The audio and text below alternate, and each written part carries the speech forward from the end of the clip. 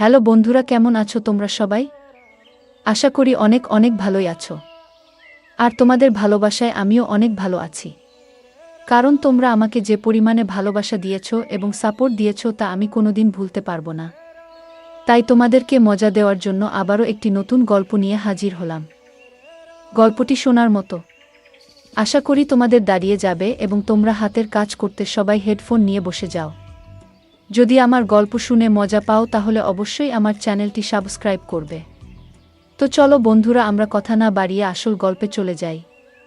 আমার 14 বছর বয়সে মালকিন আমাকে তার বাড়িতে নিয়ে যান এবং আমাকে 500 টাকা দিয়ে মালকিন নিজের শরীরে মেসেজ করাতেন। আমি 500 টাকায় রাজি হয়ে মালকিনের শরীরে মেসেজ করতাম। কিন্তু একদিন রাতে মালকিন বলতে শুরু করলেন, প্রতাপ, আজকে রুমের লাইটটা বন্ধ করে দাও। আমি চুপচাপ লাইটটা বন্ধ করে দিলাম।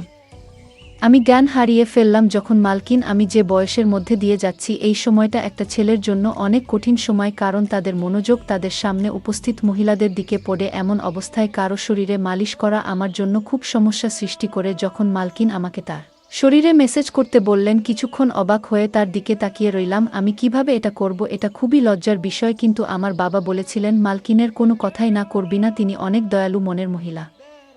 তুই যদি তার মনে জায়গা করে নিতে পারিস তবে তিনি তোকে বেতনের চেয়েও বেশি টাকা দেবেন। তিনি আমাকে টাকা দিয়েছেন, তাও 500 টাকা, এবং বললেন, এই টাকাটা শুধু তোমার। আমি অনেক খুশি হয়েছিলাম। কিন্তু যখন তিনি আমাকে তার শরীরে তেল দিয়ে মেসেজ করতে বললেন, আমি হতভম্ব হয়ে তার দিকে তাকিয়ে রইলাম। তিনি কিভাবে একটা ছেলেকে দিয়ে মেসেজ করাতে পারেন? আমি কিছু বললাম না, কিন্তু অনেক নার্ভাস ছিলাম। তিনি আমাকে তার রুমে নিয়ে গেলেন, তারপরে বিছানায় শুয়ে তার শরীরে তেল দিতে বললেন। আমি যখন তার শরীরের থেকে তার পোশাকটা তুলে দিলাম তখন আমার চোখ বড়বড় হয়ে গেল। তিনি আমাকে যে তেল দিয়েছিলেন আমি চোখ বন্ধ করে আমার হাতে কিছুটা নিয়ে তার শরীরে দিতে থাকলাম।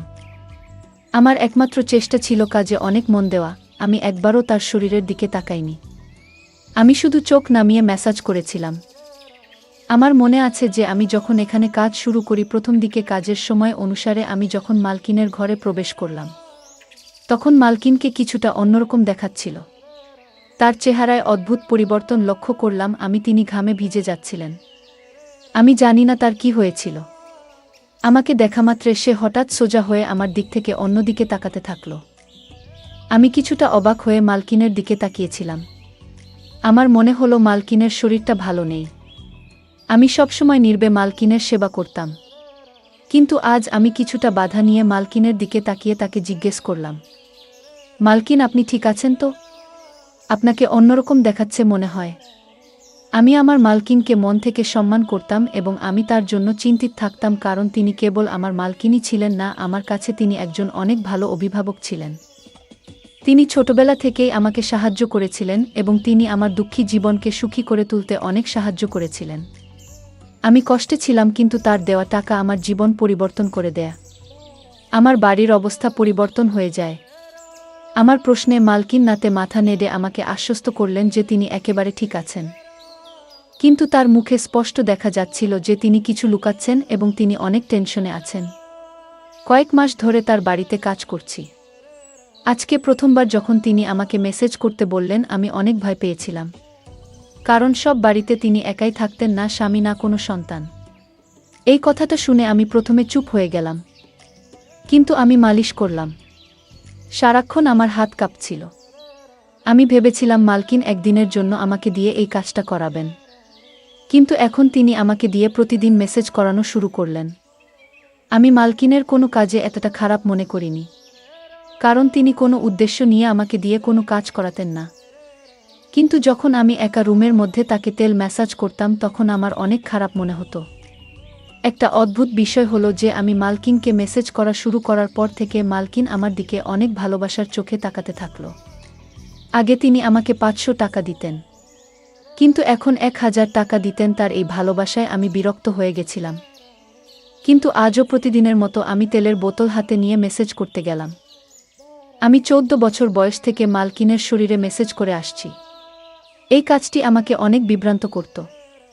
আমার মালকিনের উপর রাগও হতো, কারণ তিনি আমাকে দিয়ে এসব কাজ করাতেন, কিন্তু আমি এসব করতে বাধ্য ছিলাম কারণ আমার টাকা চাই এবং কাজের বিনিময়ে আমার মালকিন আমাকে প্রতিদিন ৫০০ টাকা দিতেন। তাই আমি নির্বে মালকিনের জন্য এই কাজটি করতে থাকলাম। অনেক পরে আমি বুঝতে পেরেছিলাম যে মালিকিন কেন আমাকে দিয়ে এই কাজ করাতেন। আমি তেল নিয়ে আমার মালকিনের বিছানায় বসলাম। তারপরে হঠাৎ মালকিন আমাকে বলল, প্রতাপ, ঘরের আলো নিভিয়ে দাও। আমি অবাক হয়ে মালকিনের দিকে তাকালাম। আমার কেমন যেন মনে হচ্ছিল, কিন্তু মালকিনকে কিছুই বলতে পারলাম না। আমি ঘরের আলো নিভিয়ে দিলাম এবং অন্ধকারে মালকিনের বিছানার কাছে পৌঁছালাম। অন্ধকারে বুঝতে পারলাম মালিকিন বিছানায় শুয়ে আছেন। আমি মালকিনের দিকে হাত বাড়ালে মালকিন আমাকে থামিয়ে দিয়ে আমার হাত ধরে তিনি আমাকে যা বললেন তাতে আমি জ্ঞান হারিয়ে ফেললাম। আমার মনটা কেমন করতে শুরু করল। আমি আমার জায়গায় বসে রইলাম। আমার নড়াচড়া করা কঠিন হয়ে পড়ে। আমার মালকিনের কথা শুনে আমি অবাক হয়ে উঠেছিলাম। আমি বাঁকুড়ার একটি গ্রামে থাকতাম। আমার পরিবার অনেক গরিব। আমার বয়স যেহেতু ১৪ বছর, তাই আমার পক্ষে কাজ পাওয়া বা টাকা ইনকাম করা কঠিন ছিল। আমি বাধ্য হয়ে আমার বাবা মাকে কষ্ট করে সংসার চালাতে দেখেছি। তারা অনেক কষ্টে ছিল, কিন্তু আমি তাদের কোনো সাহায্য করতে পারিনি। আমি অনেক আবেগে ছিলাম, কিন্তু কোনোভাবে টাকা ইনকাম করে তাদের সাহায্য করতে পারিনি যাতে তাদের একটি ভালো জীবন দিতে পারি। লেখাপড়া করা আমার স্বপ্ন ছিল, কিন্তু আমি জানতাম যে আমাদের কাছে লেখাপড়া করার টাকা নেই। আমাদের বাড়িতে খাওয়া দাওয়া করাই অনেক কঠিন ছিল। তবে আমি জানতাম যে আমি যদি আমার শখ প্রকাশ করি, তবে আমার মা বাবা এত কষ্টের মধ্যেও নিশ্চয়ই আমাকে পড়াতেন। কিন্তু আমি এতটা স্বার্থপর ছিলাম না, তাই নিজের সবগুলোকে নিজের মধ্যে দমিয়ে রেখেছিলাম এবং এই জিনিসটি আমাকে আরও অসহায় করত। সেই দিনগুলিতেই মালকিন আমার জীবনে এসেছিলেন। মালকিন একজন বয়স্ক মহিলা এবং একা থাকতেন। তার স্বামী তাকে ছেড়ে দিয়েছিলেন এবং তার কোনো সন্তান ছিল না। তবে তার অনেক টাকা ছিল। তার অনেক জমিজমাও আমাদের গ্রামে ছিল। মালকিনের নিজের জমিতে কিছু গুরুত্বপূর্ণ কাজ ছিল। তাই আমাদের গ্রামে আসার পর তিনি আমাকে দেখে আমার দিকে তাকিয়ে জানতে চাইলেন আমি কেন স্কুলে যাই না এবং কেন আমি পড়াশোনা করি না। আমি দুঃখের সাথে তাকে আমাদের অবস্থার কথা বললাম এবং বললাম যে আমি আমার পরিস্থিতির কারণে পড়াশোনা করতে পারিনি। পড়াশোনা করলে আমাদের ঘরে খাওয়া দাওয়া বন্ধ হয়ে যাবে। আমার কথা শুনে মালিকিন চিন্তায় পড়ে গেলেন। এরপর তিনি আমাদের বাড়িতে এসে আমার বাবা মায়ের সাথে কথা বললেন এবং বললেন যে বাড়ির ছোটখাটো কাজের জন্য তার আমার বয়সী একটি ছেলে দরকার। আমার বাবা মা তখনও চিন্তায় ছিলেন যে কিভাবে তারা তাদের ছোট ছেলেকে এত কম বয়সে কাজে দিবেন এবং সম্ভবত তারা ভাবছিলেন যে আমি হয়তো তাদের ভুল বুঝব। কিন্তু আমি এগিয়ে গিয়ে তার কাজ করতে রাজি হলাম। আমার কথা শুনে মালিকিন অনেক খুশি হয়েছিলেন। তখন আমি কিছুই জানতাম না। আমি শুধু ভেবেছিলাম মালিকিন তার ইচ্ছা অনুযায়ী ছোটখাট কাজ করাবেন, আর আমি সব কাজ করতেই রাজি ছিলাম। আমি অনেক খুশি মনে রাজি হলে আমার বাবা মাও চুপ হয়ে গেলেন। মালকিন আমার বাবা মায়ের হাতে বেশ কিছু টাকা দিয়েছিলেন এবং তাদের কথা দিয়েছিলেন যে তিনি প্রতি মাসে টাকা পাঠাবেন যাতে আমাদের বাড়ির কষ্ট দূর হয়। মনে মনে আমি অনেক খুশি ছিলাম। আমার স্বপ্ন সত্যি হতে চলেছে, কারণ আমি সবসময় আমার বাবা মায়ের অবস্থা পরিবর্তন করতে চেয়েছিলাম। আমি আমার জিনিসপত্র গুছিয়ে মালকিনের সাথে শহরে চলে এলাম। মালকিনের শহরের সুন্দর বাড়ি ছিল। এত সুন্দর বাড়ি আমি জীবনে প্রথম দেখেছিলাম। মালকিন আমার থাকার জন্য একটি রুম দিয়েছেন। রুমটি খুবই ছোট, কিন্তু অনেক সুন্দরভাবে সাজানো ছিল। রুমে দামি দামি আসবাবপত্র রাখা ছিল। আমার মনে হচ্ছিল যেন ঘরটা আমার স্বপ্নের মতো তৈরি করা হয়েছে। মালকিন আমাকে ছোটখাট কাজ বুঝিয়ে দিলেন, যার মধ্যে রোজ তার গাড়ি পরিষ্কার করা, রাতে তাকে পানি দেওয়া এবং দিনে ৩ বার খাওয়ার বাসনপত্র পরিষ্কার করা ইত্যাদি। এই কাজগুলো আমার মতো গরিব একজন ছেলের পক্ষে অনেক সহজ ছিল। মালকিনের বাড়িতে বাইরে থেকে রান্না করা খাবার আসত এবং মালিকিন তার সাথে আমাকেও খেতে দিতেন। প্রথম দিনই আমাকে ভালো পোশাক দেওয়া হয়েছিল। জুতাও কিনে দিয়েছিলেন। মালকিনের দয়া এখানেই শেষ হয়নি। তিনি আমাকে বলেছিলেন যে তিনি খুব শীঘ্রই আমাকে একটি ভালো স্কুলে ভর্তি করাবেন, যাতে আমি আমার পড়াশোনা চালিয়ে যেতে পারি।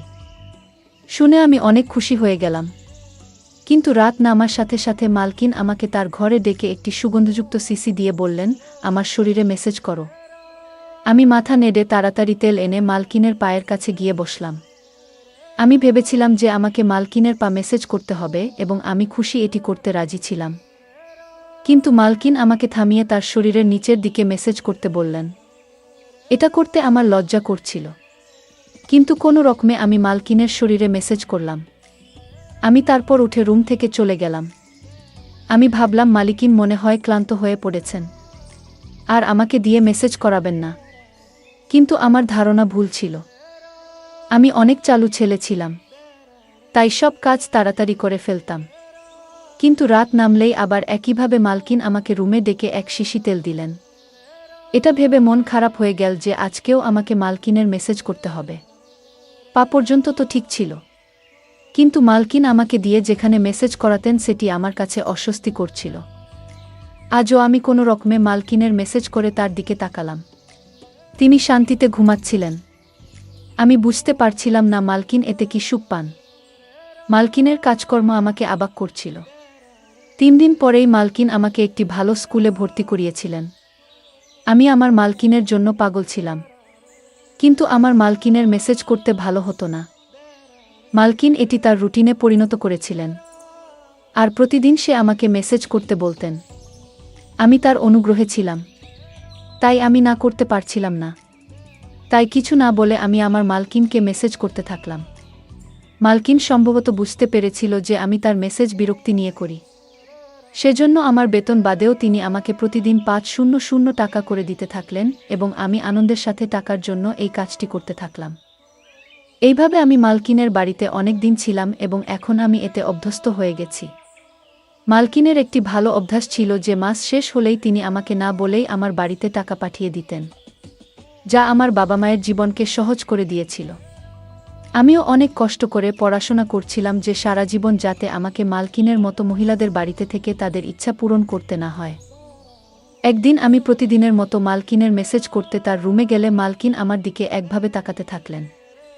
তাকে মেসেজ করার সময় আমার মুখে সবসময় একটা সমস্যার ভাব থাকত এবং আমি এভাবেই তার মেসেজ করতাম এবং মালকিনও এটা অনুভব করতেন। তাই মালকিন আমার দিকে মনোযোগ দিয়ে তাকিয়ে তারপরে বললেন যে আমি জানি আমার এই কাজটা করতে তোমার খারাপ মনে হয়, কিন্তু আমি অসহায়, তাই তোমার খারাপ মনে হওয়া সত্ত্বেও তোমাকে দিয়ে এই কাজটা করিয়ে নেই। মালকিনের মুখে হাসি ভাব ফুটে উঠল। আমি কিছু বুঝতে না পেরে মালকিনের দিকে তাকাতে থাকলাম। আমি বুঝতে পারিনি, তাই মালকিন আমাকে তার বাধ্যবাধকতার কথা বললেন আর লজ্জায় আমার অবস্থা খারাপ হতে থাকলো। মালকিন আমাকে বললেন যে তার শরীরের সমস্যা রয়েছে, যার কারণে তিনি মেসেজ না করিয়ে রাতে ঘুমাতে পারেন না।